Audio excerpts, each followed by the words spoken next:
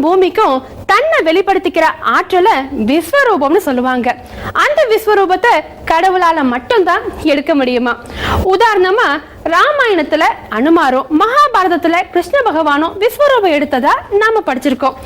அதே மாதிரி மனிதர்களே சில பேர் தன் திறமையால விஸ்வரூபம் எடுத்திருக்காங்க. அப்படி தமிழ் திரை இசையுலகில் ஒரு மாபெரும் விஸ்வரூபம் எடுத்த ஒரு சாதனையாளரை தான் இன்னைக்கு நம்ம சந்திக்க போறோம்.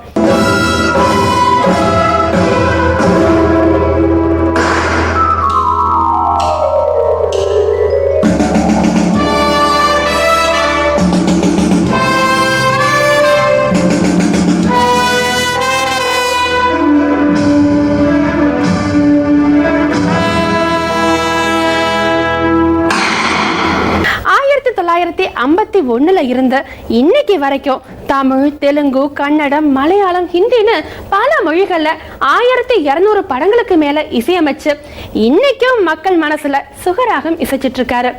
ஸ்வரம் என்னவோ எண்ணி பார்த்தா 7 தான். ஆனா அதுல இருக்கிற ராகங்கள் நம்மால எண்ண முடியாது.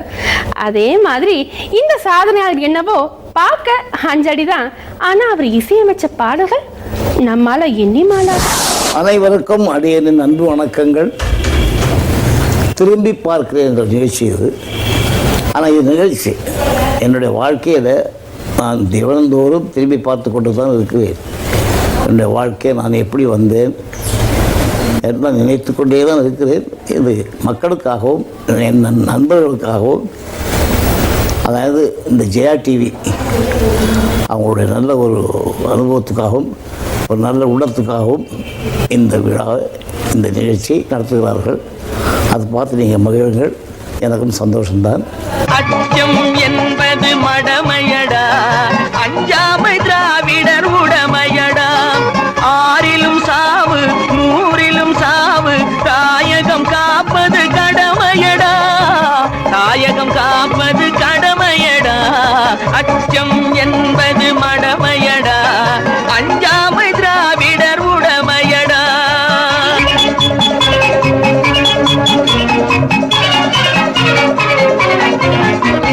கனக விஜயரின் முடித்தலை நெரித்து கல்லினை வைத்தான் சேர மகன்.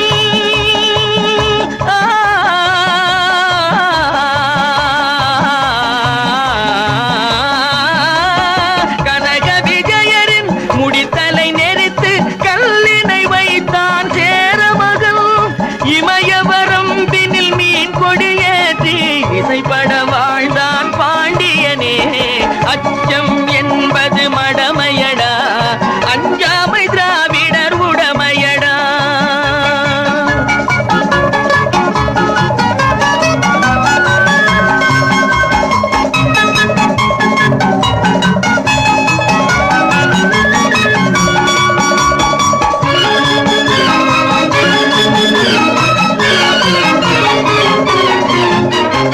இப்போ எனக்கு வயசு என்னாச்சுன்னு சொல்கிறாங்கனாக்கா 83 சொல்கிறாங்க. எனக்கு அப்படி ஆகலை. எனக்கு 22 தான் ஆச்சு வயசு, 83 ஆகலை. ஏன்னா என்னுடைய வாழ்க்கையில் அவ்வளோ நிறைய விஷயங்கள் இருக்குது. அதெல்லாம் தாண்டி வந்திருக்கேன். நான் திரும்பி பார்த்து கொண்டே இருக்கிறேன். அதில் முக்கியமான விஷயம் என்னன்னாக்கா, நான் சிறுபிராயத்தில் என்னுடைய தகப்பனாரை தவறியவன். எனது அம்மா தான் என்னை வளர்த்தாங்க. ரொம்ப கஷ்டமான குடும்பத்தில் பிறந்து வளர்ந்தவன். இருந்தாலும் அந்த கஷ்டம் தெரியாமல் இருக்கிறதுக்கு எனக்கு தெய்வத்தின் அனுகிரகத்தில் சங்கீத ஞானம் கொஞ்சம் கொடுத்தாரு. நான் சங்கீதம் கேட்டு கற்றுக்கிட்டேன். படிக்கிறதுக்கு உள்ள வசதிகள் அந்த காலத்தில் இருந்தாலும் அந்த சங்கீத மேலோட நாட்டம் வந்தது. படிக்கிறதுக்குலாம் வசதி இல்லை. அந்த காலத்தில் கஷ்டப்பட்டு தான் இருந்தாங்க. இருந்தாலும் எங்கள் அம்மாவுக்காக நான் ஒரே பையன். எங்கள் அப்பா இறந்த ஒரு 15 நாள் என்னுடைய தங்கச்சியும் இறந்துட்டாங்க. அதனால் நான் துக்கிரி பையன் எல்லாரும் சொல்லுவாங்க, எனக்கு திட்டுவாங்க. அன்பினாலே உண்டாகும் இந்த நிலை, அதை அணைந்திடாத தீபமாகும் பாகவலை. அன்பினாலே உண்டாகும் இன்ப நிலை, அதை அணைந்திடாத தீபமாகும் பாகவலை. அன்பினாலே உண்டாகும் இன்ப நிலை.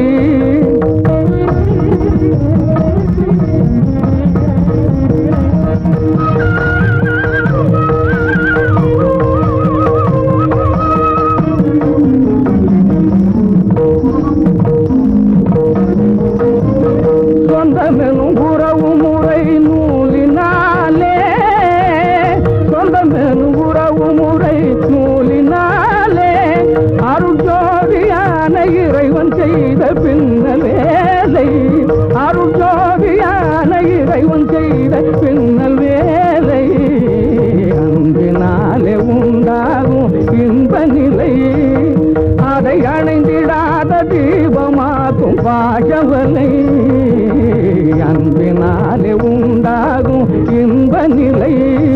அப்படி இருந்து நான் வளர்ந்து கஷ்டப்பட்டு ஸ்கூலில் படித்து அப்படியே வந்துட்டு இருக்கும்போது ஸ்கூல் பக்கத்தில் ஒரு மியூசிக்கல் ஸ்கூல் பாடம் சொல்லி கொடுத்துருந்தார் வாத்தியார். இது வந்து கண்ணனூரில் மலபாரில். அங்கே வந்து நீலகண்டம்பாகன்னு ஒரு பேர். அந்த பாட்டு சொல்லி கொடுக்குற இடத்துல பக்கத்தில் ஸ்கூல் பக்கத்தில் இருக்கிறதால நான் ஸ்கூலில் இது ப்ரெசன்ட் கொடுத்துட்டு அங்கே போய் கன்னத்தில் கையை வச்சு சின்ன சொல்லி கொடுக்குறதெல்லாம் கேட்டு கற்றுக்கிட்டே இருப்பேன். திடீர்னு ஒரு நாள் என்னுடைய வாத்தியார் பார்த்தாரு. எப்படி பார்த்தாலும் அந்த ஸ்கூலில் வேலை செய்யும்போது நான் காலையில் ஒரு 5 மணிக்கு எழுந்திரிச்சு அந்த ஸ்கூல்லாம் கூட்டி பெருக்கி, அப்போ எனக்கு 7 வயசு 6 வயசு 8 வயசுக்குள்ளே தான் இருக்கும். தனியாக உட்காந்து நான் ப்ராக்டிஸ் பண்ணிகிட்டு இருக்கும்போது கேட்டால் யாரா புது பையன் வந்திருக்கான்னு பார்த்தப்போ நான் இருக்கேன். எனக்கு என்னை அப்படியே கட்டி பிடிச்சி நான் சங்கீதத்தை வந்து செலவு பண்ணி காசெல்லாம் வாங்கி எல்லாருக்கும் கற்றுக் கொடுத்துட்ருக்கேன். ஒரு பையனுக்கு அந்த ஞானம் வரல. நீ கேட்ட கேள்வியில் இவ்வளோ பாடிட்டு இருக்கேன், நான் ஃப்ரீயாக சொல்லிக் கொடுக்குறேன்னு சொல்லி அன்னையிலேருந்து எனக்கு அவர் ஃப்ரீயாக சொல்லி கொடுத்தாரு. தங்கண்ணா பாட்டு பாடணும், துந்தண்ணா தாளம் போடணும். தங்கண்ணா பாட்டு பாடணும், துந்தண்ணா தாளம் போடணும். அடி கிங்கினி கிங்கினி கிணி கிணி சுத்த மங்கினி மங்கினி தவமணியே. தந்தண்ணா பாட்டு பாடணும், துந்தண்ணா தாளம் போடணும். அடி கிங்கினி கிங்கினி கிணி கிணி சுத்த மங்கினி மங்கினி தவமணியே. தந்தண்ணா பாட்டு பாடணும், துந்தண்ணா தாளம் போடணும்.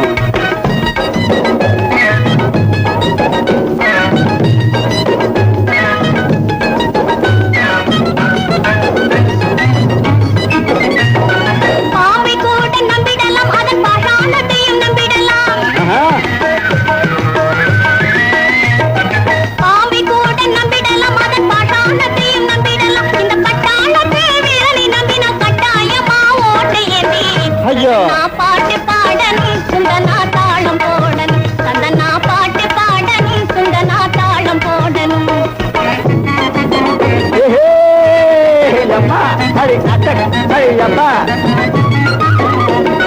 பத்தினி வேஷம் போடாதே சும்மா பகட்டு காட்டி ஆடாதே.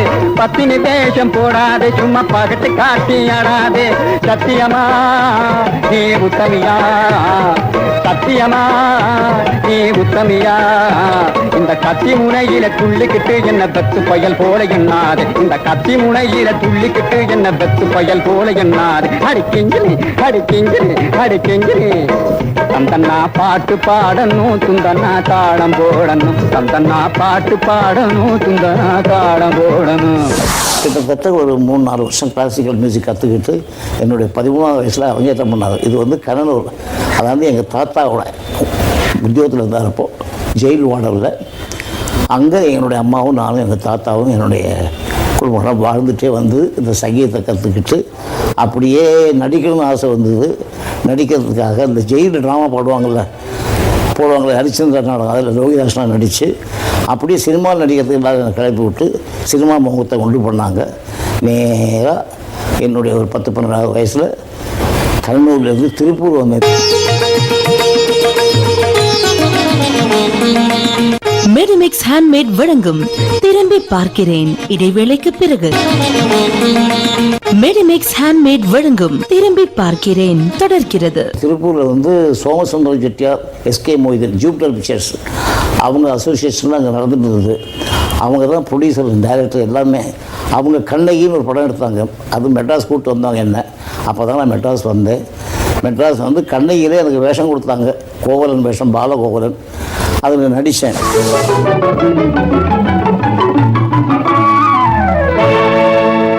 காண வந்த காட்சி என்ன வெள்ளி நிலவே, கண்டுவிட்ட கோலம் என்ன வெள்ளி நிலவே.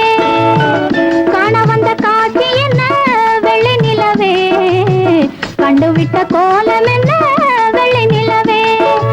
ஓடி வந்த வேகம் என்ன வெள்ளி நிலவே, நீ ஓரிடத்தில் நிற்பதென்ன வெள்ளி நிலவே.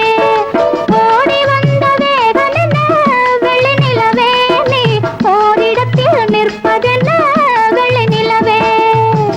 காண வந்த காட்சி என்ன வெள்ளி நிலவே, கண்டுவிட்ட கோலம் என்ன வெள்ளி நிலவே.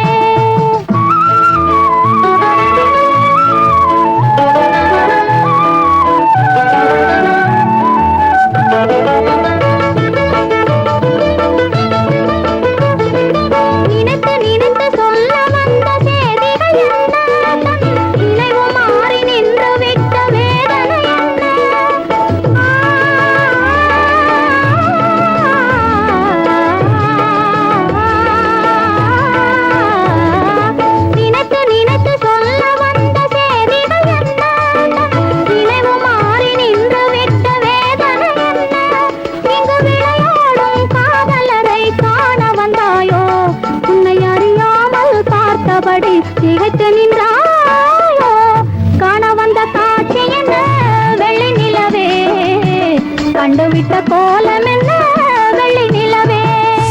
நடித்து ரொம்ப நல்லா இருந்தது. நிறைய பேர் பார்த்தவங்களாம் பிரமாதம் இருக்குன்னு சொன்னாங்க. ஆனால் என்ன ஒரு பையன் ஆஃபீஸ் பாய் மாதிரி ஒருத்த பையன் பார்த்துட்டு இருந்தான். அவன் எனக்கு வில்லன் மாதிரி என்ன பண்ணான், படம் பார்த்துருந்தது. ஐயாவை பற்றி எல்லோரும் நடித்தான்னு நல்லா பிரமாதம் சொல்கிறீங்க. ஆனால் அந்த கண்ணகிக்கு இவர் தம்பி மாதிரி இருக்கார். கோவலை அப்போ டிவி ரத்னம் பாலகண்ணகி, நான் பாலகோவலன். அவங்களுடைய தம்பி மாதிரி இருக்கேன்னு சொல்லிட்டு என்னை தூக்கிட்டாங்க இங்கேருந்து. அதுக்கப்புறம் தான் டிவி நம்ம சுயத்தை போட்டு எனக்கு சான்ஸும் போச்சு. அப்புறம் அங்கேயே ஸ்கூலில் மியூசிக் ஸ்கூலில் போய் கற்றுக்கிட்டு ஆர்கெஸ்ட்ரா கூட அவங்களெல்லாம் எடுபடி வேலை செஞ்சு ஓரளவுக்கு இந்த நிலைமைக்கு என்னுடைய வாழ்க்கையை திரும்பி பார்க்குறேங்கிற முறையில் உங்களுக்கு பகிர்ந்து கொள்ள வந்திருக்கு. வந்த நாள் முதல் இந்த நாள் வரை, வந்த நாள் முதல் இந்த நாள் வரை வானம் மாறவில்லை. வான்மதியும் நீரும் கடல் காற்றும் மலரும் மண்ணும் கொடியும் சோலையும் நதியும் மாறவில்லை. மனிதன் மாறிவிட்டான். ஓ ஓ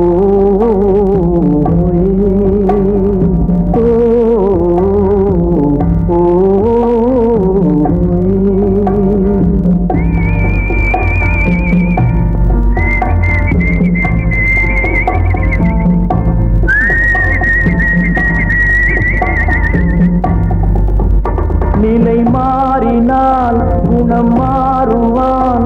பொய் நீதியும் நேர்மையும் பேசுவான். தினம் ஜாதியும் வேதமும் கூறுவான். அது வேதன் விதி என்றோதுவான். மனிதன் மாறிவிட்டான். மதத்தில் ஏறிவிட்டான்.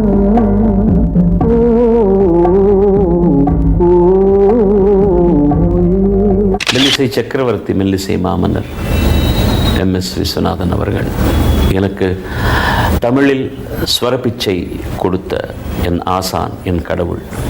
இன்றைக்கும் என்னை பாலு அவர்களே அப்படின்னு தான் கூப்பிடுவார். அவ்வளோ மரியாதை கூப்பிடுவார். நான் அப்பான்னு தான் கூப்பிட்றேன் அவரை.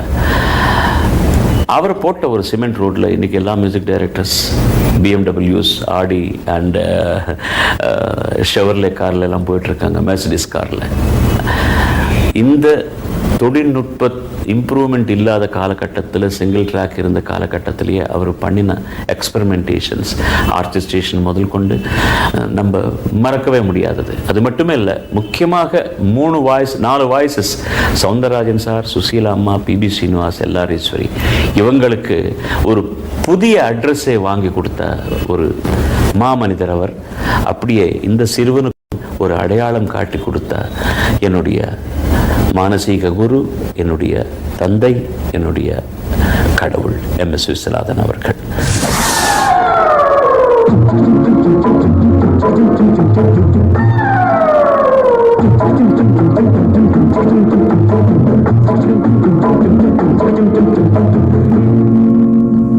கடவுள் அமைத்து வைத்த மேடை இணைக்கும் கல்யாண மாலை.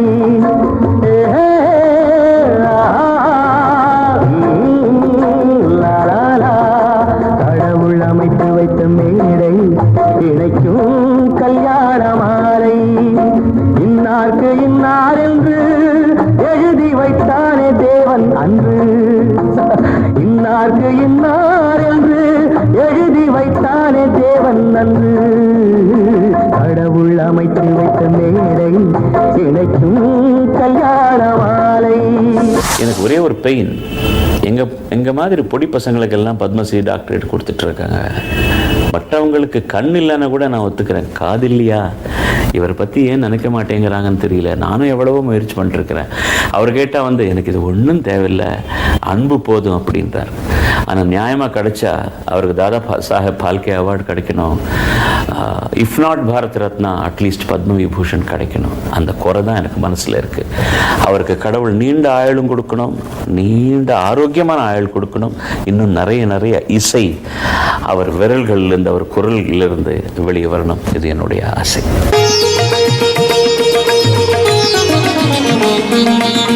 மெடிமிக்ஸ் ஹேண்ட்மேட் வழங்கும் திரும்பி பார்க்கிறேன் தொடர்கிறது. அதாவது அந்த சின்ன வயசில் என்னுடைய தகப்பனாரை இழந்தேன், என்னுடைய தங்கச்சியை இழந்தேன். எங்கள் அம்மாவுடைய அப்பா என்னுடைய தாத்தா ரொம்ப கஷ்டப்பட்டு ஜெயில் வார்டராக இருந்து கல்லூரியிலேருந்து முதல்ல திருச்சியில் இருந்தார். திருச்சியிலேருந்து அப்போ ஒரு இன்சிடென்ட்ஸ் கொஞ்சம் ஞாபகம் இருக்கும், ரொம்ப இதாக இருக்கும்.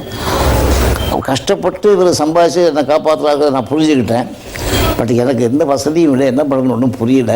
எங்கள் அம்மாவை என்னை போட்டு அடின்னு அடிப்பாங்க. நான் அவ்வளோ துப்பிரி வகதாக இருப்பேன்.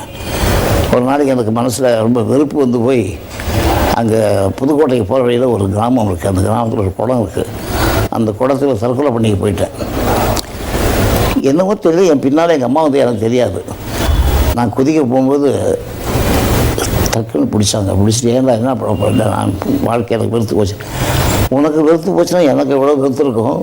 உன்னை இவ்வளோ கஷ்டத்தில் உன்னை படிக்க வச்சு ஆளாக்குன்னு தான் வந்தேன். நான் எல்லாம் ஏற்பாடு மாட்டேன்ட்டு, அப்படி இல்லைன்னா நானும் உங்களோட சேர்ந்து குதிச்சிடுறேன். நாங்கள் அப்போ கூட எங்கள் தாத்தா வந்தார், வந்து என்னை காப்பாற்றி கொண்டு போய் ஜெயில் வளர்ந்த அந்த ஸ்கூலில் சேர்த்து மியூசிக்கெல்லாம் சொல்லி கொடுத்து பாட்டெல்லாம் படித்து என்னமோ கஷ்டப்பட்டு வளர்த்தாங்க.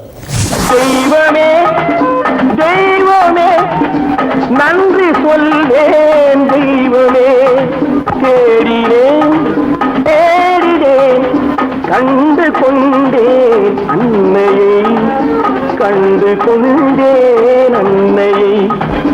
தெய்வமே தெய்வமே மஞ்சள் குங்குமம் பொங்கும் அழகு மகாலட்சுமி என் தாய் சந்தித்தேன் நேரிலே, சந்தித்தேன் நேரிலே பாசத்தின் தேரிலே. தெய்வமே தெய்வமே அந்த அழகு தெய்வத்தின் மகனா இவன். பட் அப்படி எனக்கு சினிமாவில் நடிக்கிற ஆசை வந்த உடனே மெட்ராஸுக்கு வந்துட்டேன். மெட்ராஸ் வந்த உடனே ஜூட்டஸில் இந்த மாதிரி சம்பவம் நடந்தது. அதையும் முடித்து பியூ சின்னப்பா அவர்களுக்கு, எம்கே தியாகராஜ் அவர்களுக்கு எல்லாம் கூட சர்வீஸ் இருந்து வேலை செஞ்சு ஆஃபீஸ் பாயாக இருந்து SV Venkatramaiyer, G Ramanathaiyer, CR Subburaman, SM இவங்ககிட்டலாம் அசிஸ்டண்ட்டாக வேலை செஞ்சு மியூசிக்கலில் வேலை செஞ்சு ரொம்ப கஷ்டப்பட்டு கேள்வி ஆன்சர். அப்போலாம் வசதியே இல்லை. இருந்தாலும் இப்போ என்ன சொல்லுவாங்க, புத்தகம் பையிலே புத்தியை பாட்டுங்கிற மாதிரி ஸ்கூலுக்கு போகாமல் அதே கதை தான் எழுதினார் பாட்டில். அப்படி கஷ்டப்பட்டு வாழ்ந்து வந்து அந்த வாழ்க்கையில் நினச்சி பார்க்காம எங்கள் அம்மா சொல்லுவாங்க, எப்பவுமே நீ யாராவது முன்னுக்கு வந்து எவ்வளோ கஷ்டப்பட்டு வந்து எல்லாம் படுத்து தூங்கும்போது யோசனை பண்ணி தூங்கணும். அதாவது உனக்கு நன்மை செஞ்சவங்களை தான் பாராட்டி அவங்கள நல்லா இருக்குன்னு வாழ்த்தி படுத்து தூங்கு. உனக்கு யாராவது கெடுதல் பண்ணியிருந்தாங்கன்னா அதை நம்பாதே, அதை மறந்துடு. ஏன்னா நீ தூக்கத்திலே நினைக்கலைனாக்கா, தூக்கத்துக்கு முன்னால் நினைக்கலைனாக்கா, தூக்கத்தில் உயிர் போச்சுன்னா நினைக்கிறதுக்கு ஒரு ஆப்பர்ச்சுனிட்டி வராது. அதனால் அந்த நன்றி மறக்கக்கூடாது. அது எப்பவும் வாழ்க்கையை திரும்பி பார்த்து என்னென்ன எப்படி யாராவது நடக்கணும், ஒரு பக்குவமாக நடந்துக்கணும். அதுதான் வாழ்க்கையில் எங்கள் அம்மா கிட்டே சொல்லுவாங்க. அதெல்லாம் கேட்டு வளர்ந்துட்டே வரேன். இன்னும் அப்படி தான் இருக்கேன். என்னுடைய வாழ்க்கையில் எனக்கு யாராவது என்னென்ன உபகாரம் பண்ணாங்களோ அவங்களெல்லாம் மறக்காமல் வாழ்ந்துட்டுருக்கேன். இன்னும் கூட பதில் காண முடியாத கேள்விகள்ல ஒண்ணு, முட்டை முதல்ல வந்ததா கோழி முதல்ல வந்ததா? இதே மாதிரி இன்னொரு விடை காண முடியாத கேள்வி, இசை மெல்லிசை மன்னரை தேடிச்சா மெல்லிசை மன்னர் இசையை தேடினாரா? இசையை கத்துக்கணுங்கிற ஆர்வத்துல யாருக்குமே தெரியாம ஒளிஞ்சு நின்று பாடம் கேட்டா அதை பார்த்து சந்தோஷப்பட்ட குரு இவருக்கு இலவசமாவே இசையை போதிக்க ஆரம்பிச்சிருக்காரு.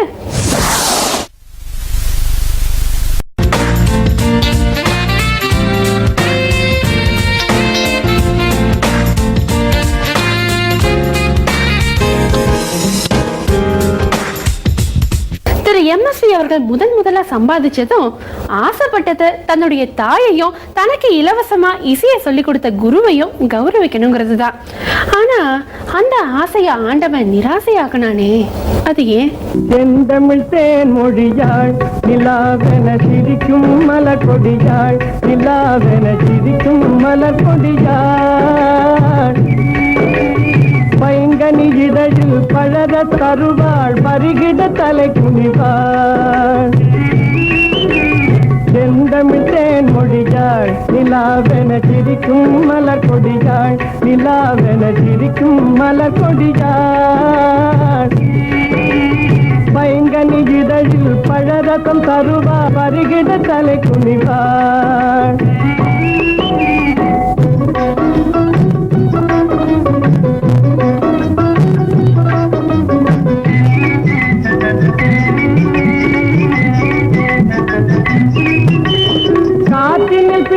சிறந்தவளோ புதிதாய் கற்பனை வடித்தவளோ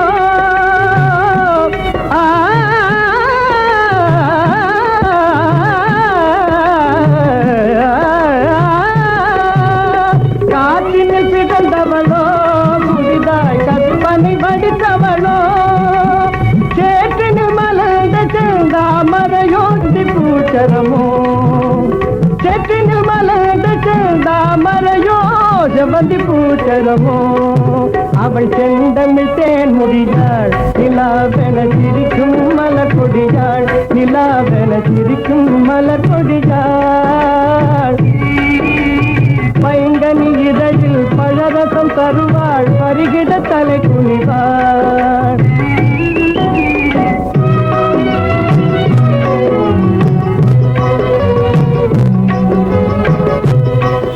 ஜூப்ளர் பிக்சர் சோமுல நான் கண்ணிக்கு வேஷம்லாம் போட்டு நடித்து அப்போ தான் படமே கையில் பார்த்தேன் நான். அங்கேருந்து மெட்ராஸ்லேருந்து நேராக கண்ணனூருக்கு போகிறேன். எங்கள் தாத்தாவே எங்கள் அம்மாவையும் பார்க்கலான்னு போகிறேன். அப்போ எங்கள் நீலகண்டம் மாதிரி எனக்கு ஃப்ரீயாக சொல்லி கொடுத்தாரு சங்கீதம். அப்போ எனக்கு ஜூப்ளரில் ஏதோ ஒரு கையில் கொஞ்சம் காசு கொடுத்தாங்க. அந்த காசை வாங்கிட்டு நான் நேராக போய் ஒரு ஜெரிகை வேஷ்டி ஒரு சட்டை இதெல்லாம் எடுத்து ஒரு பூ கொத்து ஒரு பழங்கள்லாம் எடுத்துக்கிட்டு நேராக போனேன். அப்போ நான் அம்மாவை பார்த்த உடனே அம்மா கேட்டாங்க, என்னடா இத்தனை வருஷம் எங்கே போயிருந்தேன்னு கேட்டாங்க. இந்த மாதிரி நான் வந்தம்மா கஷ்டப்பட்டு வந்திருக்கேன். இப்போ இதெல்லாம் யாருக்கு வாங்கிட்டு வந்தேன்? இதெல்லாம் எனக்கு சங்கீதம் சொல்லி கொடுத்தாரு அம்மா. நீலகண்டம் அவர் ஃப்ரீயாக தானே சொல்லி கொடுத்தாரு, அவருக்காக அதெல்லாம் வாங்கிட்டு வந்தேன்னு சொல்லி கொடுத்தேன். எங்கள் அம்மா மௌனம் ஆகிட்டாங்க. பேசுமா நான் இல்லைடா அவர் இறந்து போயிட்டாருடா. நாங்கள் அந்த பாக்கியம் கூட எனக்கு எல்லாம் போச்சு. எனக்கு சங்கீதம் சொல்லி கொடுத்த குருவுக்கு ஒரு தஷ்டம் கொடுத்து கூட முடியலை. அப்போ நான் கஷ்டப்பட்டேன். வசதியாக இருக்கும்போது வாங்கிட்டு போன சொத்தை கூட அவருக்கு ஒரு காலம் அவர் கொடுக்க முடியாத நிலைமையில் இருந்தேன். அப்போ ரொம்ப கஷ்டப்பட்டேன் என் வாழ்க்கையில். அன்றைக்கி தான் ரொம்ப ஓட அழுதேன் நான். அது ஒரு கஷ்டமான வாழ்க்கை. அப்படி ஒரு வாத்தியார் அப்படி தெய்வம் மாதிரி கிடைச்சாரு. கண்ணிலே என்ன உண்டு கண்கள் தாமரையும் கண்ணிலே என்ன உண்டு கண்கள் தாமரையும் கல்லிலே ஈரம் உண்டு கண்களாரியும் கல்லிலே ஈரம் உண்டு கண்களாரியும் என் மனம் என்னவென்று என்னை அன்று யாருக்கு தெரியும் கண்ணிலே என்ன உண்டு கண்கள் தானறியும் கல்லிலே ஈரம் உண்டு கண்களாரியும்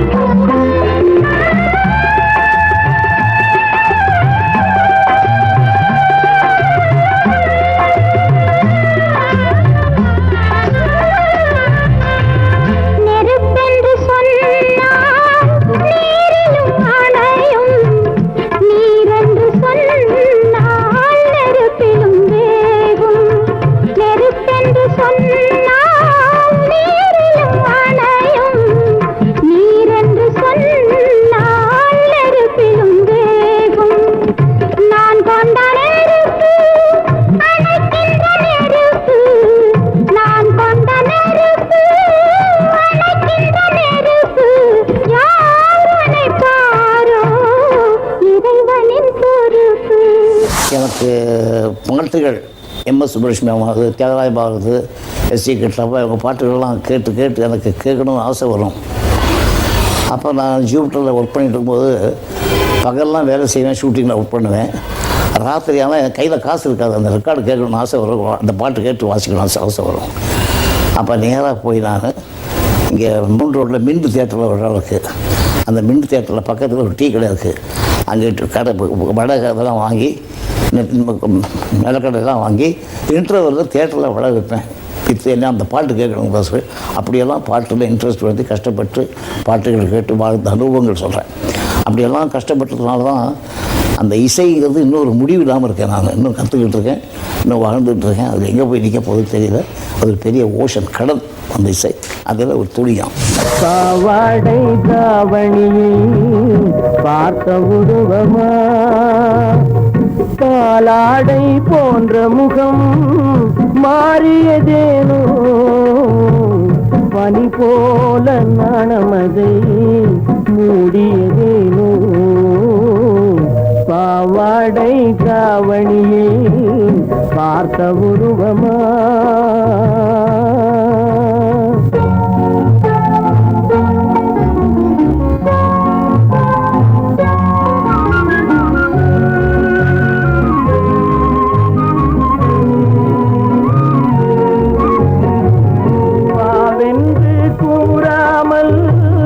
வருவதில்லையா காதல் தாவென்று கேளாமல் தருவதில்லையா வாவென்று கூறாமல் வருவதில்லையா காதல் தாவென்று கேளாமல் தருவதில்லையா சொல்லென்று சொல்லாமல் கொள்வதில்லையா இன்பம் சுவையாக சுவையாக வளர்வதில்லையா பாவாடை தாவணியில் பார்த்த உருவமாயிது பூவாடை வீசி வர பூத்த பருவமா. அதாவது நான் சங்கீதம் கற்றுக்கிட்ட காலம் வசதி இல்லாத காலம் இல்லையா, பணம் கடன் கொடுக்கவே இல்லை. நான் அங்கே ஸ்கூலில் வேலை பார்த்துருந்து கற்றேன். அப்படியே ஒரு 13 வயசில் ஒரு சங்கீதம் ஒரு 4 மணி நேரம் கச்சேரி பண்ணேன், கிளாசிக்கல் மியூசிக். அதில் எங்கள் வாத்தியார் தான் தலைமை தாங்கி அதெல்லாம் நடத்தி கொடுத்து அது ரொம்ப பிரம்மாண்டமாக கொண்டாங்க. சென்னூர் மியூசிக் ஹாலில் ஒரு 4 மணி நேரம் கச்சேரி பண்ணேன். அந்த கச்சேரிக்கு அப்புறம் தான் நான் மறுபடியும் மியூசிக்கை நான் கற்றுக்கிட்டு திருப்பி நடிக்கணுங்கிற ஆசை வந்ததுனால நான் அங்கேருந்து எப்படி கிளம்புறது, எங்கள் அம்மாட்ட எப்படி சொல்லிட்டு கிளம்புறது தெரியாமல் ஒரு சின்ன ஒரு ஸ்டண்டு பண்ணேன்.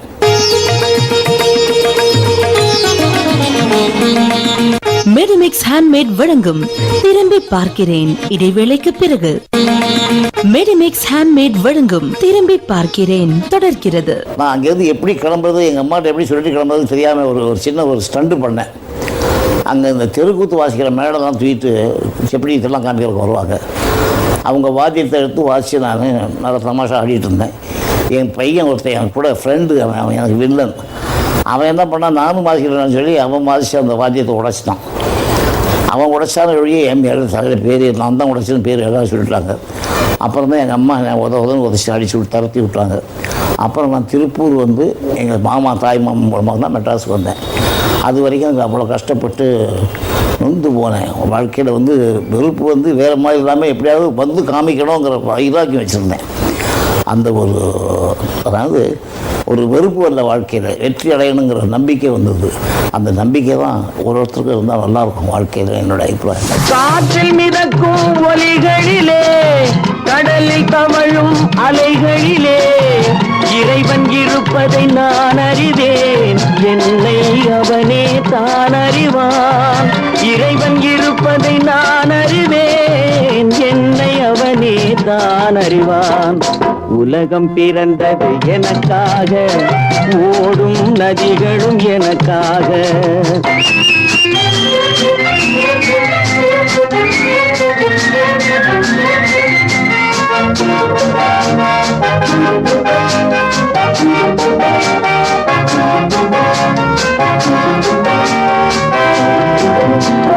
தவழும் நிலவாம் தங்கரதம், தாரகை பதித்த மணிமகுடம், குயில்கள் பாடும் கலைக்கூடம் கொண்டது எனது அரசாங்கம். குயில்கள் பாடும் கலைக்கூடம் கொண்டது எனது அரசாங்கம். உலகம் பிறந்தது எனக்காக, ஓடும் நதிகளும் எனக்காக. எம்எஸ்வி அவர்கள் நான் முத டைட்டில் பார்த்தது பதிபக்திங்கிற படத்தில் இசை விஸ்வநாத் ராமமூர்த்தி அப்படிங்கிற டைட்டில் கார்டு பார்த்தேன். ஆனால் நான் நன்றாக அதை தெரிஞ்சுக்கிட்டது வந்து பாசமலர், பாலும் பழமும் இந்த மாதிரி படங்களில் தான் விஸ்வநாத் ராமமூர்த்திங்கிற ஒரு மிகப்பெரிய இசை ஆள். அவர் பெரிய அளவு இன்னைக்கு வெற்றி பெற்று நம்பர் 1ல் இருக்காங்க அப்படின்னு சொல்லி பெரியவங்களாம் சொல்லி நான் கேட்டிருக்கிறேன். பாசமலர், பாவமன்னிப்பு, பாலும் பழமும் போன்ற 3 படத்தினுடைய இசை மிகப்பெரிய அளவில் ஹிந்தியில் அவர்களே இசையை மாற்றி செய்யக்கூடிய அளவிற்கு ஒரு இசை நுணுக்கங்களை வந்து பாலும் பழத்திலையும் பாவ மன்னிப்புலையும் வச்சாருன்னு சொல்லுவாங்க. அதில் விஸ்வநாதன் ராமமூர்த்தியோட மிகப்பெரிய விஷயம் என்னன்னு கேட்டால், ரொம்ப அவரெல்லாம் ஒரு காலகட்டத்தில் அவர்களுக்கெல்லாம் ஒரு அதிர்ஷ்டம் காத்திருந்தது. காரணம் என்னன்னா, அந்த மாதிரி காலகட்டங்களில் புராண படத்தையும் விட்டுட்டு, சரித்திர படத்தையும் விட்டுட்டு, அவர் இதிகாச படங்களையும் விட்டுட்டு ஒரு சோசியல் ஃபில்ம் பண்ணும்போது, சமூக கதைகளை பண்ணுகின்ற ஒரு காலகட்டத்தில் அவர் வந்தார் விஸ்வநாதன் ராமமூர்த்தி. அதான் முக்கியமான விஷயம். அவர் வந்து சிஆர் சுப்பராமன் இருந்தார், எஸ்எம் சுப்பையா நாயுடு கிட்ட இருந்தார். எஸ்எம் சுப்பையா நாயுடு, சிஆர் சுப்பராமன் எல்லாம் இருந்தார்.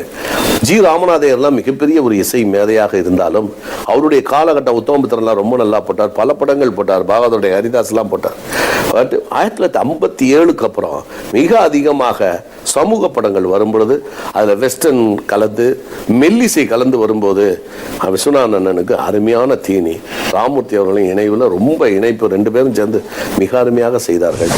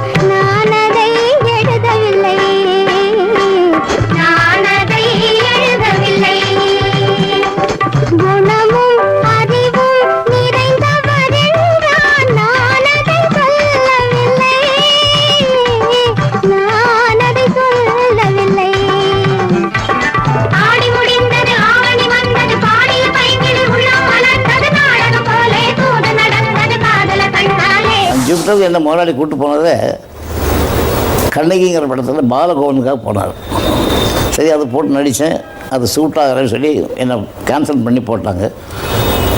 டிவி நமசிவாயத்தை போட்டாங்க. டிவி ரத்னம் பாலகண்ணகி பாலகோவனாக, டிவி நமசிவாயன் பாலகோவன் நடித்து, அப்போ வேறு வழி எதுவும் திரும்பி வரக்கூடாதுன்னு சொல்லி அங்கேயே கஷ்டப்பட்டு காலில் உடைச்சி ராவும் பகல ஆஃபீஸ் பாய் மேலே வேலை செஞ்சு ஷூட்டிங் எல்லாம் எல்லாருக்கும் சப்ளை பண்ணி வேலையாக இருந்தது. இதே நியூட்ரல் மெட்ராஸில் அப்படியே கஷ்டப்பட்டு வந்த காலங்கள்.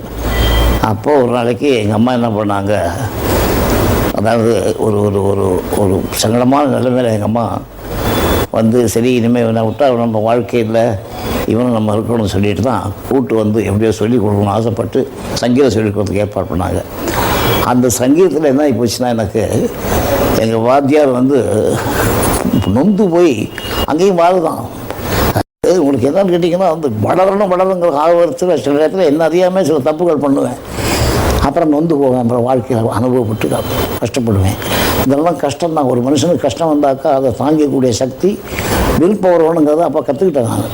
அது மாதிரி எல்லாருக்கும் இருந்தாக்கா நல்லாயிருக்கும்.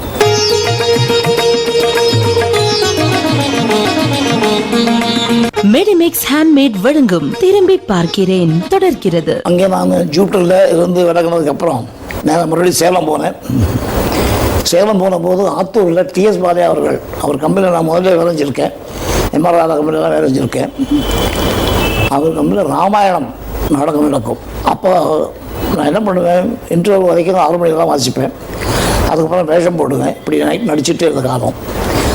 ராமாயணத்தில் ஒரு இன்சிடெண்ட், 56 ராஜாக்களும் வில்ல ஒடிக்கிறது கஷ்டப்படுவாங்க, ஃப்ளாஷ்பேக் மாதிரி வரும். அதில் நான் வந்து மலையாள வேஷம் போட்டு வில்ல ஒடிக்கிற சீன் ஒன்று இருந்தது. அதில் வந்து தவறி போய் இந்த சுவிட்சில் கைப்பிடிச்சு வில்ல ஒடிச்சு போச்சு. வில்லடிச்ச பொண்ணை ஜனங்களாக கைத்தட்டி சப்பரேட் பண்ணி இந்த மலையாள ராஜாவுக்கு சீதையை கல்யாணம் பண்ணிக்கணும்னு சண்டை போட்டாங்க. இதை பார்த்துட்டு இருந்த பாலியான உள்ள வாடா என்ன பாருங்க, உள்ளே போனால் ஒரு உதப்பார் வெளியே வந்தால் இங்கே கும்பல் இங்கே கல்யாணம் பண்ண சொல்கிறாங்க மலையாள ராஜாவுக்கு சீதையை. உள்ளே போயிட்டேன், தவறி போட்டு பிச்சு உதவி கொண்டுட்டார். நேரம் அப்படி நான் ஒடிக்கிறேன் சார், விழுந்து ஒடிச்சு போச்சு, நான் என்ன பண்ணுவேன். அப்படி உதவி வாங்கிட்டு அங்கே கஷ்டப்பட்டு நான் மறுபடியும் சினிமாவுக்கு நடிக்க வந்தேன். அப்படி ஒரு வாழ்க்கையில் அனுபவங்கள் பார்த்திங்கன்னா பல கஷ்டங்கள் இன்னல்கள் இருந்தாலும் அப்போ தான் மன தைரியத்தோடு வாழ்ந்தேன். அந்த மன தைரியம் எல்லாருக்கும் இருந்தால் எப்போவுமே நல்ல ஆகும். அது என்னோடய அனுபவத்தை சொல்கிறேன். எந்த கஷ்டம் வந்தாலும் தாங்கிக்கூடிய சக்தியை வச்சுங்க, முன்னுக்கு வரணுங்கிற ஒரு ஆர்வத்தோடு வாங்க. அதான் குட் லைஃப்.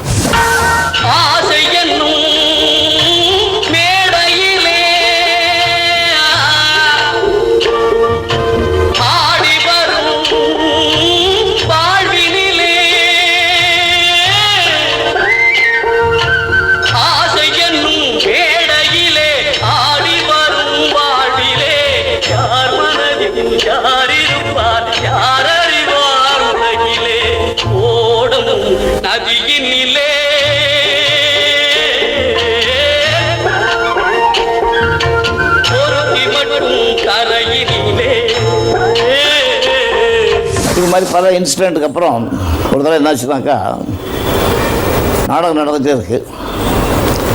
இருக்கும்போது பாலியான சொன்னார், இனிமேல் நீ நாடகத்தில் நடித்து புண்ணியம் இல்லை, நீ ஒழுங்காக இருக்க மாட்டேங்கிறீங்க, நீ மறுபடியும் சினிமாவுக்கு போடான்னு சொல்லி நான் சொன்னார்.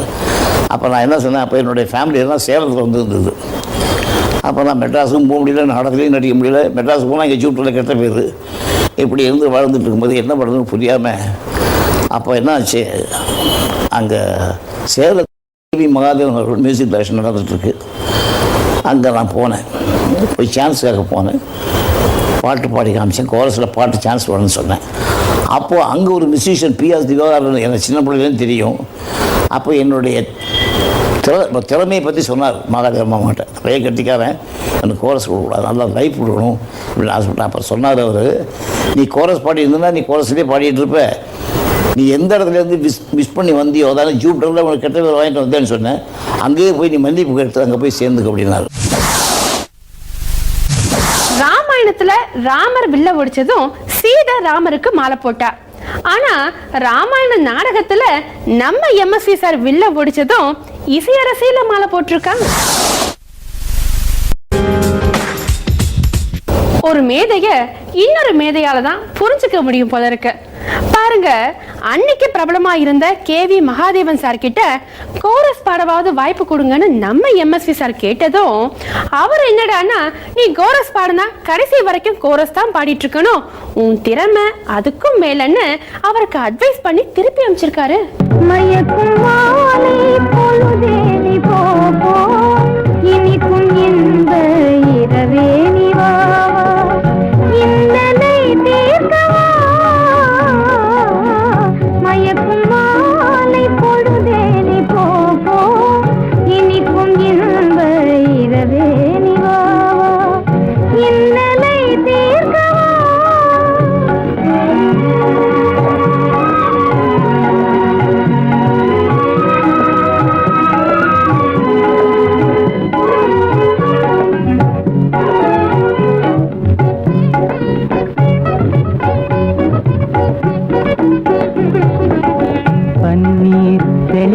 பனி பெய்யுமே, பசும் புல் படுக்க பாய் போடுமே, பன்னீர் தெளிக்க பனி பெய்யுமே, பசும் புல் படுக்க பாய் போடுமே, மயக்கும் மாலை பொழுதே நீ போ, இனிக்கும் இன்ப இரவே நீ வாவா, இன்னலை தீர்க்கவா.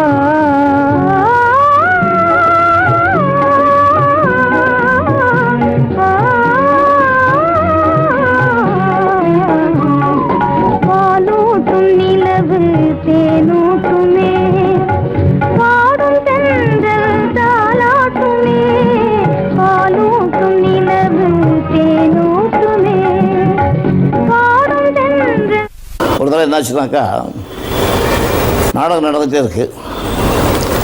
இருக்கும்போது பாலியான சொன்னார், இனிமேல் நீ நாடகத்தில் நடித்து புண்ணியம் இல்லை, நீ ஒழுங்காக இருக்க மாட்டேங்கிறீங்க, நீ மறுபடியும் சினிமாவுக்கு போடான்னு சொல்லி நான் சொன்னார். அப்போ நான் என்ன சொன்னேன், அப்போ என்னுடைய ஃபேமிலியெல்லாம் சேலத்தில் இருந்தது. அப்போ நான் மெட்ராஸுக்கும் போக முடியல, நாடகத்துலையும் நடிக்க முடியல. மெட்ராஸுக்கு போனால் இங்கே ஜூட்டில் கெட்ட பேர். இப்படி இருந்து வாழ்ந்துட்டு இருக்கும்போது என்ன பண்ணுறதுன்னு புரியாமல் அப்போ என்ன ஆச்சு, அங்கே சேலத்தில் கேவி மகாதேவன் அவர்கள் மியூசிக் டைரக்ஷன் நடந்துகிட்ருக்கு. அங்கே நான் போனேன், போய் சான்ஸுக்காக போனேன். பாட்டு பாடி காமிச்சேன், கோரஸில் பாட்டு சான்ஸ் வரணும்னு சொன்னேன். அப்போது அங்கே ஒரு மியூசிஷியன் பிஎஸ் திவாகரன் எனக்கு சின்ன பிள்ளைலேருந்து தெரியும். அப்போ என்னுடைய திறமையை பற்றி சொன்னார் மகாதேவன் மாமாட்ட. கையை கட்டிக்காரன், எனக்கு கோரஸ் கொடுக்கக்கூடாது, நல்லா லைஃப் கொடுக்கணும் அப்படின்னு ஆசைப்பட்டேன். அப்போ சொன்னார் அவர், நீ கோரஸ் பாடி இருந்தனா நீ கோரஸ்லேயே பாடிட்டு இருப்ப, நீ எந்த இடத்துலேருந்து மிஸ் பண்ணி வந்தியோ அதான ஜூப்டரில் உனக்கு கெட்ட பேர் வாங்கிட்டு வந்தேன்னு சொன்னேன், அங்கேயே போய் நீ மன்னிப்பு கேட்டு அங்கே போய் சேர்ந்துக்க அப்படின்னாரு சேலத்தில். அப்போ நான் போகிறதா இருந்தால் எனக்கு ரயில்வே டிக்கெட்டுக்கு காசு கிடையாது, சட்டை வேஷ்டியெல்லாம் கிடையாது. அப்போ அவர் என்ன பண்ணார், கையில் ஒரு 2 ரூபா கொடுத்து சட்டை வேஷ்டியெல்லாம் எடுத்து கொடுத்து போயிட்டுருந்தார். நான் நேராக கோயம்புத்தூருக்கு வந்தேன். சேலத்துலேருந்து கோயம்புத்தூர் வந்து சென்ட்ரல் ஸ்டுடியோவில் போய் சேர்ந்தேன் நான். அப்படி வந்து கேவி மகாதேவன் எனக்கு ஒரு வாழ்க்கை கொடுத்தாரு. கல்லெல்லாம் மாணிக்க கல்லாகுமா, கலையெல்லாம் கண்கள் சொல்லும் கலையாகுமா.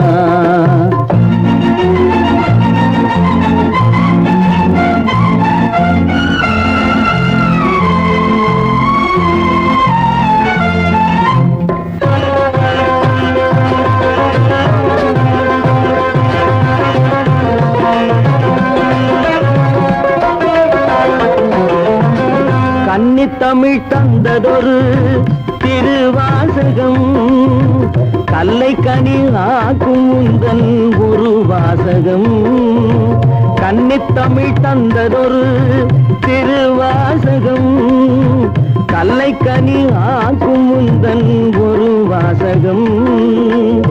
உண்டென்று சொல்வதுந்தன் கண்ணல்லவா, வண்ண கண்ணல்லவா. உண்டென்று சொல்வதுந்தன் கண்ணல்லவா, வண்ண கண்ணல்லவா. இல்லை என்று சொல்வதுந்தன் இடை அல்லவா, மின்னல் இடை அல்லவா.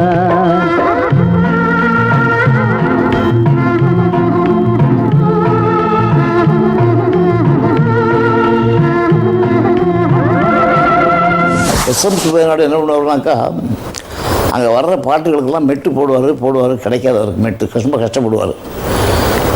நானும் வெங்கடேசன் எனக்கு ஒரு ஃப்ரெண்டு, கோபாலகிருஷ்ணன் ஒரு ஃப்ரெண்டு, நாங்கள் 3 பேரும் தான் அந்த மியூசிக் ஹாலில் இன்சார்ஜ். ஹார்மோனியம் போட்டி எடுத்து வந்து சாயந்தரம் 7 மணிக்கு மேலே உட்காந்து அவர் எந்தெந்த மெட்டு எந்தெந்த பாட்டு எந்தெந்த வர்ண மெட்டுக்கு வரலையோ அதை உட்காந்து நாங்கள் ட்ரை பண்ணி போடுவோம். அப்படி ஒரு பாட்டு வந்தது, புது வசந்தமாமே வாழ்விலே என் வாழ்விலேன்னு ஒரு பாட்டு, வீராபெம்பினியில். அதுக்கு மெட்டு போட்டோம். புது வசந்தமாமே வாழ்விலே இனி புதிதாய் மனமே பெறுவோமே, புது வசந்தமாமே வாழ்விலே இனி புதிதாய் மனமே பெறுவோமே. நாங்கள் எப்படி 7:30 மணிக்கு வந்து நான் மெட்டு போட்டுட்ருக்கேன். சுப்பையநாடு அங்கேருந்து வந்தார். நாங்கள் என்ன பண்ணுறோம்னாக்கா 3 பேரும் உட்காந்து திருட்டுத்தனமாக மெட்டு போட்டுட்ருக்கோம். வந்து பார்த்தோன்னா கண்டுபிடிச்சார். அப்போ மறைஞ்சு நின்று கேட்டு என்னடா அதுன்னு கேட்டார். இல்லை நீங்கள் 2-3 நாளாக நீங்கள் ரொம்ப கஷ்டப்பட்டீங்களே மெட்டு வரலன்னு, இந்த பைய போட்டிருக்கேன் அப்படின்னு என் மகளே சொன்னார். அதை வாட்சி காமிச்சேன். அப்போ அப்படியே எனக்கு கண்டுபிடிச்சிட்டார், சந்தோஷப்பட்டார். நீ ஒரு வேலை செய், நாளைக்கு ஆர்கெஸ்ட்ரா வந்த உடனே இந்த மெட்டு நீ போட்டேன்னு சொல்லாத, நான் போட்டேன்னு சொல்லி எல்லாருக்கும் சொல்கிறேன், எதுவும் எழுதக்கூடாது.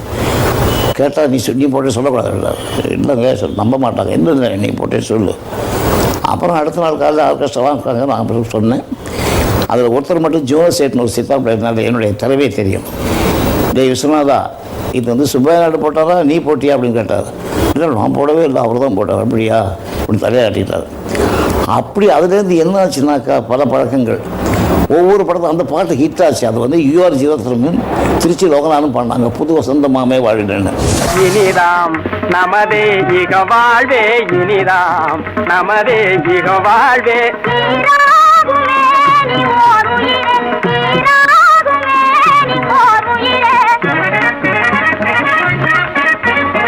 காதல் வாழ்வே காணும் இன்பம், ஓதுவோம் இதை ஊரார் அறியவே ஓதுவோம் இதை ஊரார் அறியவே வசந்தமாமே வாழ்விலே இனி புதிதாய் மனமே பெறுவோமே. அந்த பாட்டு ரெக்கார்ட் பண்ணும்போது அது சுப்பையா நாயுடு போட்டார்னு பேர், பட் நான் போட்ட மெட்டு அது. அந்த பாட்டு பாப்புலர் ஆன உடனே எல்லா பாட்டுக்கும் மறைமுகமாக நான் போட்டு கொடுப்பேன், அவர் பேர் வரும்.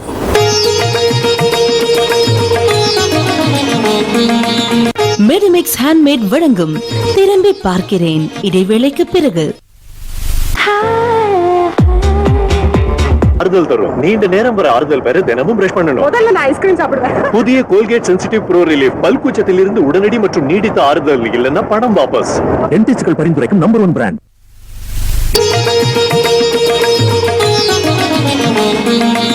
மெடிமிக்ஸ் ஹேண்ட்மேட் வழங்கும் திரும்பி பார்க்கிறேன் தொடர்கிறது.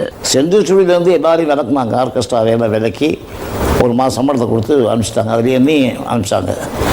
அப்போது எஸ்எம் சுப்பையா சொன்னார், அந்த பையன் நல்ல ஞானம் உள்ள பையன், இப்போ என் பேரில் வெற்றி அடைஞ்ச பாட்டுகளுக்கு மெட்டு அவன் போட்டவன், நீங்கள் அவனை மட்டும் வாழ வைக்க எப்படியாவது வேலையை விட்டு நடக்காதீங்கன்னாரு.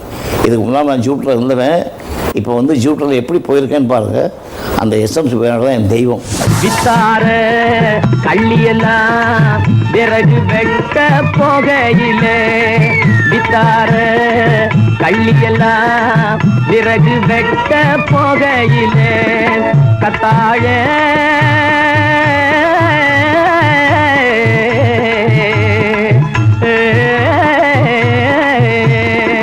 கத்தாழ காட்டுக்குள்ளே கரடி வந்து துள்ளுதடி, வெள்ள கரடி வந்து துள்ளுதடி, போடு வித்தார கள்ளியெல்லாம் பிறகு வெட்ட போகையிலே.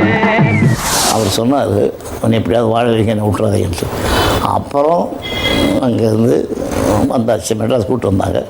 அப்புறம் இங்கே பல படங்களில் வேலை செஞ்சு ஆக்ட் பண்ணும்போது, அப்புறம் இங்கே என்ன ஆச்சுனாக்கா எஸ்எம் சுப்பையா நாயுடுக்கு கொஞ்சம் நொடிஞ்சு போன பீரியடில் அவருக்கு ஒரு வாழ்க்கை கொடுக்கணும்னு ஆசைப்பட்டு நான் ஒரு கொஞ்சம் நல்லா இருக்கிற காலத்தில் ஒரு கச்சேரி பண்ணி கொடுத்தேன் அவருக்கு. அந்த கச்சேரிக்கு சோ அவர்கள் தலைமை தாங்கினார். அவங்க எல்லாம் வந்தாங்க, எம்ஜிஆர் எல்லாம் கூப்பிட்டோம், சிவாஜி எல்லாம் கூப்பிட்டோம், எல்லோரும் வந்தாங்க. அந்த கச்சேரி பண்ணி கொடுத்து ஒரு பணமுடிப்பு ஒரு கையில் கொடுத்தோம். ஏன்னா எஸ்எம் சுப்பையா நாயுடு என்னுடைய மானசீக குரு, அவர் தான் எனக்கு எல்லாம் பண்ணி கொடுத்தாரு. அந்த நன்றி கிடையாது. அது மாதிரி குரு தெய்வங்களெல்லாம் நீங்கள் போற்றி வாழணும் எல்லாரும். இது என்னுடைய அனுபவத்தில் உள்ள ஒரு விஷயங்களை சொல்லிட்டு வரேன். இந்த அனுபவங்கள்லாம் பாருங்கள், உங்களுக்கு அந்த பிற்காலத்தில் வந்ததுனாக்கா அந்த மாதிரி குரு பக்தி அந்த மாதிரி அதெல்லாம் இருக்கணும். அவங்களெல்லாம் மறக்காதீங்க. இது எனக்கு தெரிஞ்ச பாடத்தை சொன்னேன். ஒரு தாய் மக்கள் நாம் என்போம், ஒன்றே எங்கள் குலம் என்போம், தலைவன் ஒருவன் தான் என்போம், சமரசம் எங்கள் வாழ்வென்போம். ஒரு தாய் மக்கள் நாம் என்போம், ஒன்றே எங்கள் குலம் என்போம், தலைவன் ஒருவன் தான் என்போம், சமரசம் எங்கள் வாழ்வென்போம். சமரசம் எங்கள் வாழ்வென்போம். ஒரு தாய் மக்கள் நாம் என்போம். வாழ்க வாழ்க வாழ்க வாழ்க.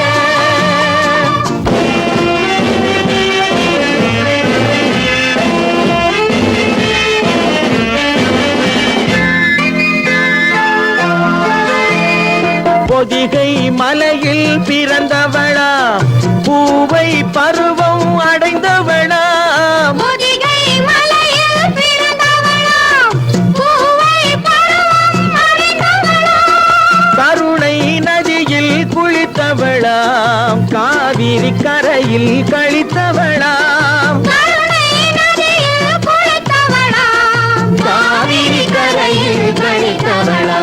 அப்படி இருக்கும்போது இதே மாதிரி வீட்டில் வந்து மெட்ராஸில் வந்து வீடு வாங்கி எங்கள் அம்மாவையும் தாத்தாவெல்லாம் வாழ வச்சுட்ருக்கேன். அப்போது எனக்கு படங்களில் மியூசிக் டைரக்ஷன் சேர்ஸ்லாம் வருது. அப்போ சுப்பையா நாயுடு இருந்தார். ஒரு நாளைக்கு காலையில் ஃபோன் வந்தது வீட்டுக்கு. ஃபோன் எடுத்து பார்த்தா சுப்பையா நாயுடு உடம்பு சரியில்லாமல் படுத்திருக்காரு, உடனே ஒன்று பார்க்கணும் அப்படின்னாரு. அப்படின்னு தான் சொல்லாத ஒழிய அப்படி ஃபோன் வந்த உடனே நான் போய் பார்க்கறதுக்குள்ள அவர் தவறிட்டார். தவறின உடனே ஒரு காகிதத்தில் எழுதி வச்சுருக்காரு, விஸ்வநாதனுக்கு நான் செத்து போயிட்டேன்னு சொல்லுங்கள், உடம்பு சரியில்லைன்னு சொல்லுங்கன்னு சொல்லிவிட்டு சப்போஸ் வந்து அந்த பாடிக்கு கொள்ளி வைக்க சொல்லுங்கள், அவன் தான் வைக்கணும் அப்படின்னாரு. அன்னைக்கு வந்து பாடி எடுத்துக்கிட்டு எம்ஜிஆர், நான், சிவாஜி எல்லோரும் நடந்து போகிறோம். அந்த பாடி ஊர்வலத்தை கொண்டு வச்சது நான் தான். அதே மாதிரி அவருடைய வைஃபும் அவர் இறந்து போனதுக்கப்புறம் இதே வீட்டில் வாழ்ந்தாங்க. என் வைஃப் தான் அவளை பார்த்துட்டாங்க, எங்கள் அம்மா தான் பார்த்துட்டாங்க. அந்த மாதிரி இறந்ததுக்கப்புறம் என்னுடைய வைஃப் கொண்டு வச்சாங்க. அதாவது அதெல்லாம் ஒரு குரு பக்தி, அதெல்லாம் அந்த மாதிரி தெய்வீகம் கிடைக்கிறதுக்கு கொடுத்து வைக்கணும். நம்ம அந்த மாதிரி பாக்கியங்கள் கிடைச்சா மிஸ் பண்ணாதீங்க, அதெல்லாம் கேர்ஃபுல்லாக பார்த்துங்க.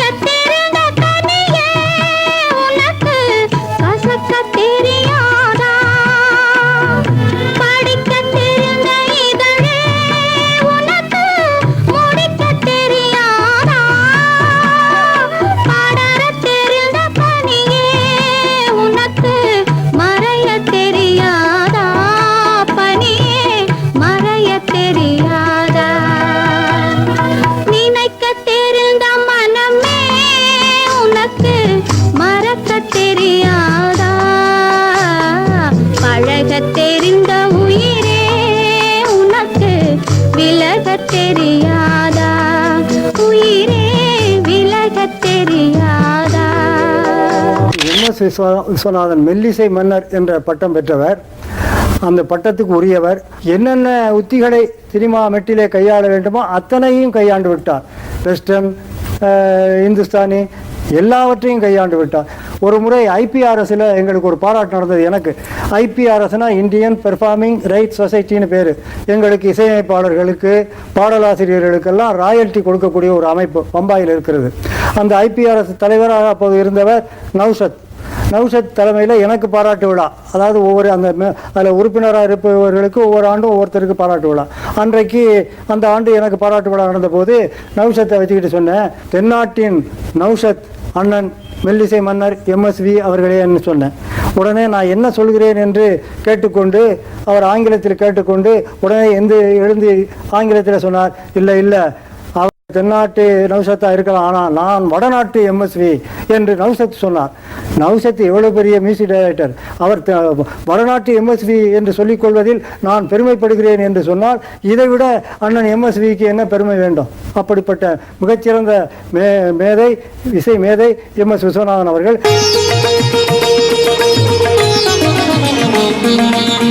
மெடிமிக்ஸ் ஹேண்ட்மேட் வழங்கும் திரும்பி பார்க்கிறேன். இடைவேளைக்கு பிறகு. கண்ணு போய் சொல்லாது சிவா. மெடிமிக்ஸ் ஹேண்ட்மேட் வழங்கும் திரும்பி பார்க்கிறேன் தொடர்கிறது. அதே மாதிரி நான் நடித்த நாடக கம்பெனிகள் நிறையா இருக்குது. எம்ஆர் ராதாண்ணா கம்பெனி தெரியும், டிஎஸ் பாலையாண்ணா கம்பெனி, அப்புறம் செட்டியார் கம்பெனி ஒன்று, அருணாகரன் செட்டியார்ட்டு ஒரு பெரிய நாடக கம்பெனி நடிச்சிருந்தார். அந்த நாடக கம்பெனியில் நான், ஜிகே வெங்கடேஷ், என் ஃப்ரெண்டு எல்லாம் அங்கே வேலை செஞ்சுட்டு இருந்தோம். அப்போ இதெல்லாம் எடுபடி வேலை தான். ட்ராமாவில் ஆக்ட் பண்ணுவோம், சினிமாவில் நடிப்போம். பகலாக தான் மெட்டு போட்டு கொடுப்பேன், அறுபடி போட்டு எடுத்துருவேன், எல்லாம் பண்ணுவேன். அங்கே என்னாச்சு, நான் ரொம்ப நெருங்கி பழக ஒரு பையன், என் பையன் ஃப்ரெண்டு, அவரும் நானும் அங்கே வீட்டில் இருக்கிற வேலையெல்லாம் செஞ்சுட்டு இருக்கோம். அந்த முதலாளி அம்மாவுக்கு ஒரு வயிறு நோய் சொல்லி தொலைஞ்சி போச்சு.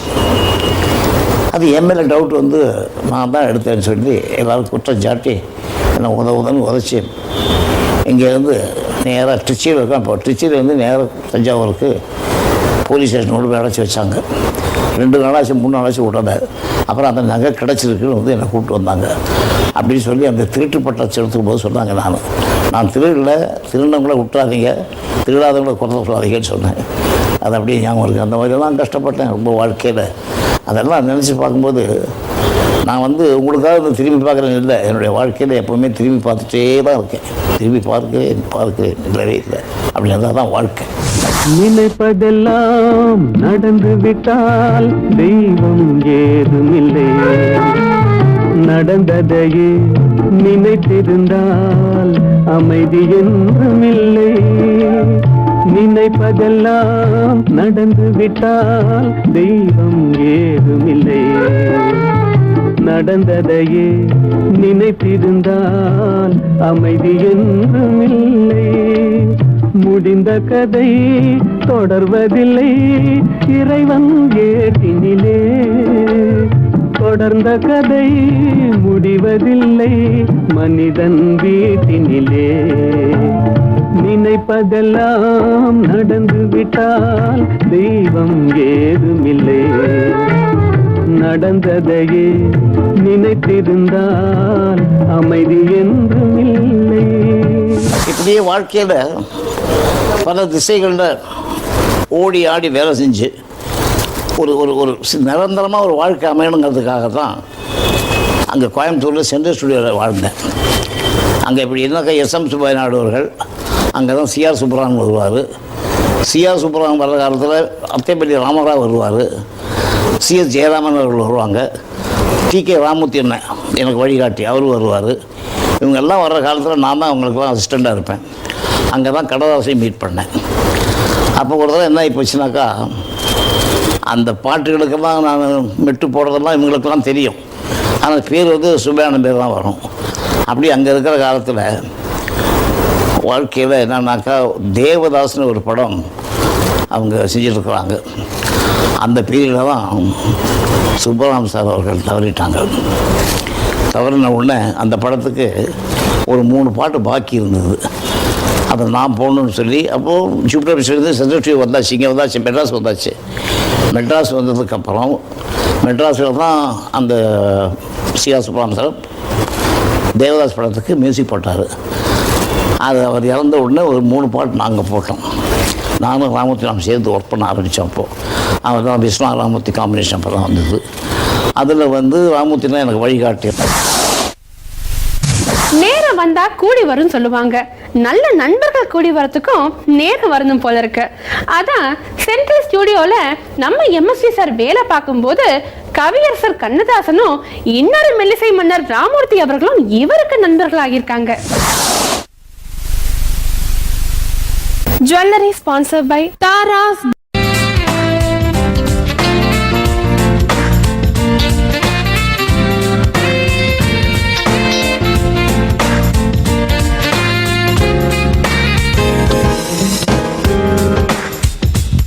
புரட்சி தலைவர் ஒரு மேதை மட்டும் இல்ல, பொன்மனச்செம்மலும் கூட. ஜெனோவா படத்துல புரட்சி தலைவர் நம்ம எம்எஸ்வி சாருக்கு வாய்ப்பு கொடுத்த அனுபவத்தை கேட்கும் போது பொன்மனச்செம்மலுடைய பெரிய மனசு நமக்கு நல்லாவே புரியுது. தாழையாம் பூ முடிச்சு தடம் பார்த்து நடை நடந்து வாழை இலை போல வந்த பொன்னம்மா என் வாசலுக்கு வாங்கி வந்தது என்னம்மா தாழையாம் பூ முடிச்சு தடம் பார்த்து நடை நடந்து வாழை இலை போல வந்த பொன்னம்மா என் வாசலுக்கு வாங்கி வந்தது என்னம்மா. பாலை போல் சிரிப்பு இருக்கு, பக்குவமாய் குணம் இருக்கு, ஆளழகும் சேர்ந்திருக்கு கண்ணையா. இந்த ஏழைகளுக்கு என்ன வேணும் சொல்லையா. பாலை போல் சிரிப்பு இருக்கு, பக்குவமாய் குணம் இருக்கு, ஆளழகும் சேர்ந்திருக்கு கண்ணையா. இந்த ஏழைகளுக்கு என்ன வேணும் சொல்லையா. தந்தான தந்தன தன்னே தரநர தார தன்னே தரதின தானே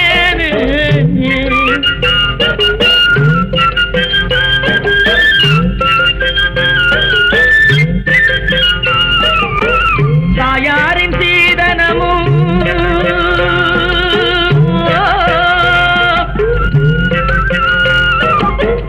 தம்பிமார் பெரும் பொருளும்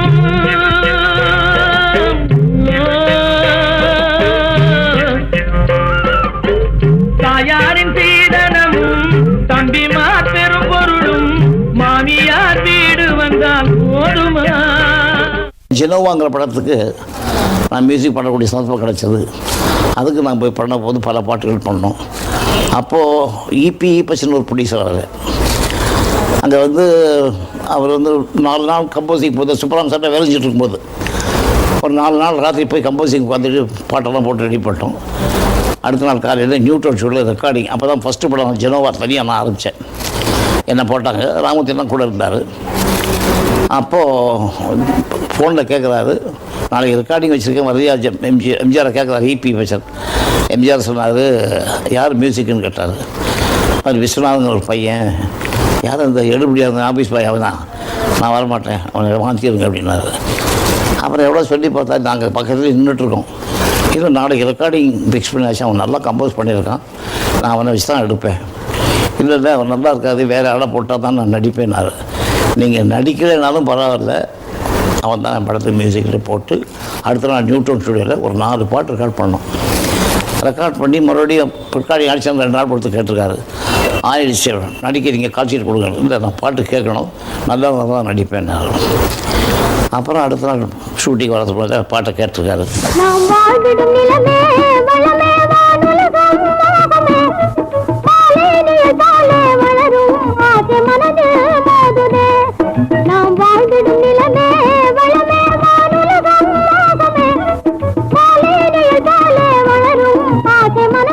ராணி ஓ ஆனந்தம் தானே வாழும் லாபம் ராணி, வாலிப காலமே தேனாகுமே, ஓ வாலிப காலமே தேனாகுமே, நாமே தீபசுகம் உலாசம் தேடும் நேரமே, ஓ போற்றிடும் கவி போலவே புதுமை தரும் காரோகமே, நாமே தீபசுகம் உலாசம் தேடும் நேரமே. அப்போ நான் ஜிகே வெங்கடேஷ் எல்லோரும் ஒரு 11 ரூபா வாடகை இங்கே மெட்ராஸில் அரஞ்சாங்குடி தெருவில் மொட்டை மாடியில் ஓலக்குடிசியில் குடிந்துட்டு இருக்கோம். இந்த பாட்டு கேட்ட உடனே நேராக வந்துட்டார். இடம் தேடி பிடிச்சி என்னை கட்டி பிடிச்சி, விஸ்வநாதா நான் தப்பாக சொல்லிட்டேன், ரொம்ப பிரமாதமாக பண்ணியிருக்கேன் நீ பாட்டுகள்லாம், இனிமேல் வந்து நான் தான் ஆயிட்படாத நீ தான் மியூசிக் அந்த படங்களுக்குலான்னு சொல்லி அப்படி ராமூர்த்தியனை எங்களோட எனக்கு வழிகாட்டியாக இருந்திருக்காரு. அவர் வந்து நல்லா கஷ்டப்பட்டு உழைச்சார் என் கூட சேர்ந்து. அப்படியே அப்புறம் தனித்தனியாக நாங்கள் பண்ணணும் ஒரு ஆசை வந்ததுனால பிரிஞ்சோம். வேறு ஒன்றும் மனசு ஒன்றும் அதிருப்தியில், கோவத்தோட ஒன்றும் பிரியலை, விரோதமாகவும் பிரியலை. அவரும் செய்யணும் தனியாக, நானும் செய்யணும் தனியாக, அவரும் தனியாக செஞ்சுருக்காரு, நானும் செஞ்சிட்ருக்கேன். என் அன்புடைய ரசிக பெருமக்களுக்கு என் அன்பு கலந்த வணக்கத்தை தெரிவித்துக் கொள்கிறேன். எம்எஸ்சி அவர்கள் என் உடன்பிறவா சகோதரர். அதை தவிர தாய் சொல்லை தட்டாதவர். அது அவ்வளவும் அவருக்கே உரித்தாக. மிகவும் உயர்ந்த மனிதர் அவர். அவரை பற்றி சொல்ல வேண்டுமானால் நாள் போதாது, நேரம் போதாது.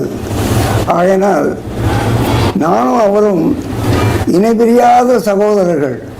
ஆனால் கூட பிறக்கவில்லை என்ற ஒரு இதுதான ஒழிய பாக்கியெல்லாம் அவர் வந்து மிகவும் உயர்ந்த மனிதர்.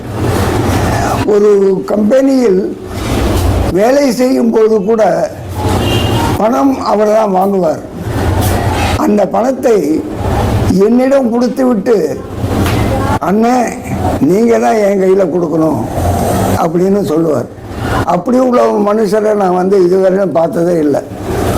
அப்பேற்பட்ட உயர்ந்த குணம் உள்ளவர். இது வாஸ்தவமான பேச்சு. குங்குமத்தை சுமந்து கொண்டு குலுக்கி வரும் சிங்காரி, குண்டுமல்லி பூவை கொண்டு குழஞ்சி வரும் ஒய்யாரி.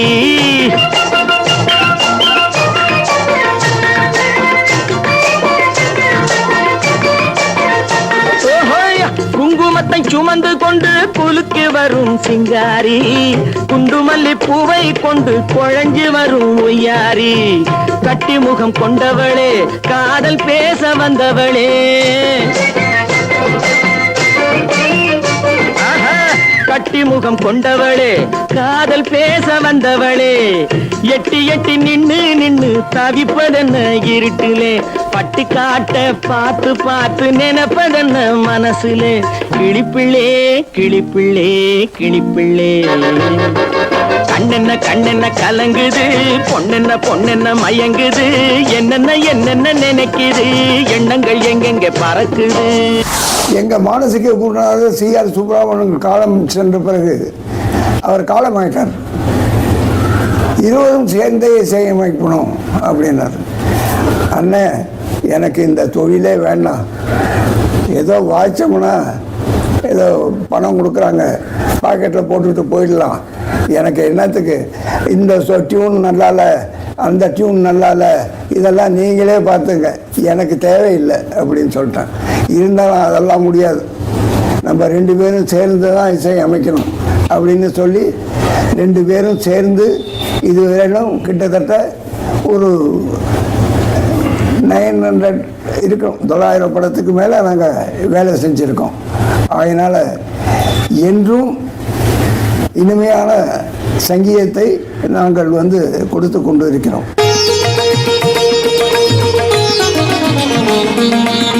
மெடிமிக்ஸ் ஹேண்ட்மேட் வழங்கும்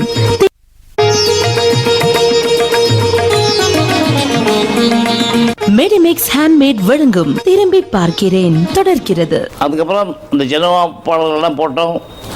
அந்த பாடல்கள் நல்லா ஹிட் ஆச்சு. எனக்கு ஜெனோவா மியூசிக் டேரக்டர் வாங்கி கொடுத்து S.M. ராஜான்னு ஒரு மியூசிக் டேரக்டர். அவர் நாடகம் எனக்கு பழக்கம், அவர் தான் சிபாஸ் பண்ணார். அதுக்கப்புறம் தனித்தனியாக படங்கள்லாம் பண்ண ஆரம்பிச்ச உடனே நானும் ராமத்தினாவும் சேர்ந்து பண்ணோம். அப்புறம் NSK எனக்கு நான் ஜூபிட்டர் பிளேஸில் ஒரு 8 வயசு 9 வயசில் வேலை செய்கிற காலத்தில் NSK தெரியும் எனக்கு. அவர் நான் ஒரு சுமாராக மியூசிக் பண்ணுவேங்கிற தெரிஞ்ச உடனே அவருடைய சொந்த படம் பணங்கிற படத்துக்கு அவர் தான் டைரக்ட் பண்ணார். ALS ப்ரொடக்ஷன் நினைக்கிறாரு. அதில் ஒரு டைரக்டர் என்ன மியூசிக் டைரக்டர் போட்டார். எங்கே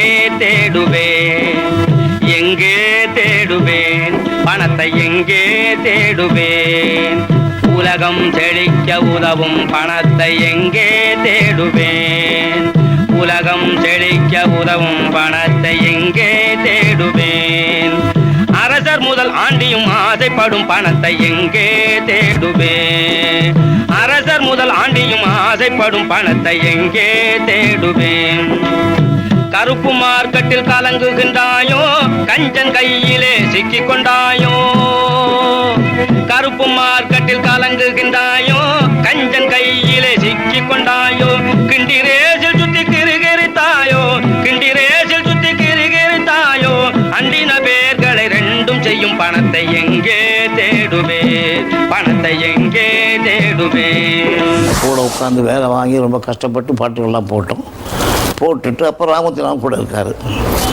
அப்போ எல்லாம் பாட்டெல்லாம் கேட்டார்.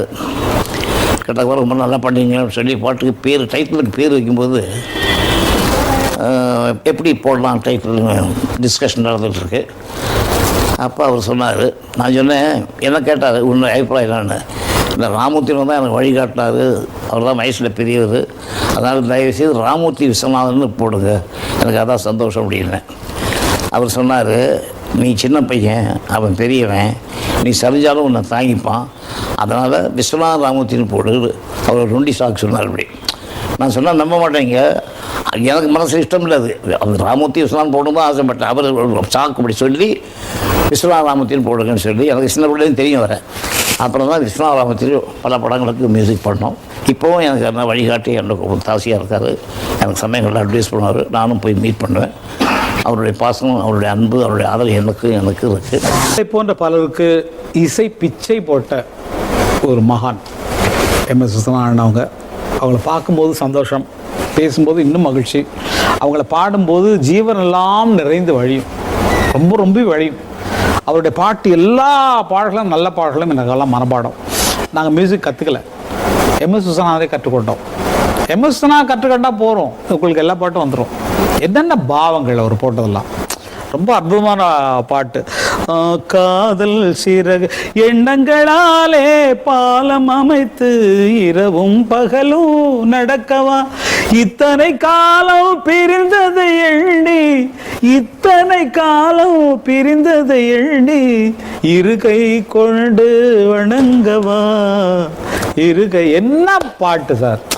அவர் பாடல்கள் நிறைய பாட்டு, அதாவது எங்கள் வாழ்க்கையில் எங்கள் ஜீவனோட நாங்கள் சாப்பிட்ற அரிசியோட கலந்தவர் எம்எஸ் விஸ்வநாதன். இன்னைக்கு சாப்பிட்ற தண்ணியில் கூட கலந்துடுறார். ஏன்னா அவர் இல்லைன்னா நாங்கள் மியூசிக் லைனுக்கு வந்திருக்கவே முடியாது. நாங்கள் மட்டும் இல்லை, இன்றைக்கி எல்லா மியூசிக் ரைட்டர் இருக்காங்கன்னு சொன்னால் எம்எஸ் விஸ்வநாதன்ற ஒரு ரூட்டை பிடிச்சி தான் நம்மளாம் வந்திருக்கோமே தவிர அந்த இசை முன்னோர்கள் இல்லைன்னா இன்றைக்கி இசை கிடையாது. அவரெல்லாம் தெய்வம் மாதிரி வச்சு பூஜிக்கக்கூடியவங்க நாங்கள். அவரோட பழகிறது தெய்வத்தோட பழகிற மாதிரி ஒரு செயலாக நம்ம மனசுக்குள்ள நினச்சிருக்கோம். அந்த மகானை பற்றி எடுக்கக்கூடிய இந்த நிகழ்ச்சியில் அவரை பற்றி பேசுறதுக்கு இன்னும் நிறைய விஷயங்கள் இருக்குது. வாழ்க வாழ்க பல்லாண்டு பல்லாண்டு அந்த மகான் வாழ்த்துகிறேன். அண்ணா எம்எஸ் அண்ணா, சாஷ்டாங்கமான நமஸ்காரங்கள். அதிசய சோலையில் சந்திப்போமா.